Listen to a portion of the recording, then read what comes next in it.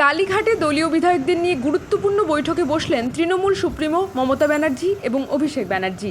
আগামী দিনে দলের রণকৌশল কী হবে তা নিয়ে এই বৈঠকে গুরুত্বপূর্ণ আলোচনা হতে পারে বলে সূত্রের খবর। বৈঠকে যোগ দিতে একে একে পৌঁছতে শুরু করেছেন দলের বিধায়করা। উপস্থিত রয়েছেন শোভনদেব চট্টোপাধ্যায়, চন্দ্রিমা ভট্টাচার্য এবং ফিরহাদ হাকিম সহ একাধিক শীর্ষ নেতা। বৈঠকে যোগ দিতে পৌঁছেছেন অভিষেক বন্দ্যোপাধ্যায়ও। পাশাপাশি দেখা গিয়েছে বায়রন বিশ্বাসকেও। সূত্রের খবর, বৈঠকে ফলতার প্রার্থী জাহাঙ্গীর খানের ওয়াক ওভার দেওয়ার বিষয়টিকে নিয়েও আলোচনা হতে পারে। এছাড়াও অভিষেক ব্যানার্জির বাড়িতে কলকাতা পুরসভার নোটিশ পাঠানো নিয়েও বৈঠকে আলোচনা হওয়ার সম্ভাবনা রয়েছে। ব্যুরো রিপোর্ট, বাংলার কণ্ঠ। জাহাঙ্গীর খান তিনি কিন্তু সরে দাঁড়াচ্ছেন, তিনি আজকে বাড়িতেই প্রেস কনফারেন্স করেছেন।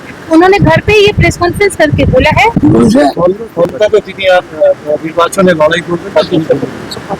সেটা আমার ব্যাপার, আমি জানতে চাইবো। আমার তো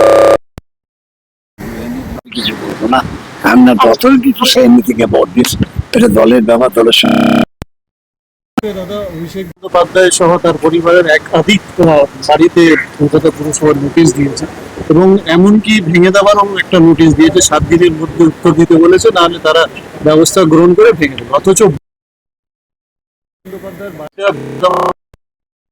14টা বেশি সম্পত্তি, বুঝতে পারবো না কি সম্পত্তি আছে তাও জানি না আমি।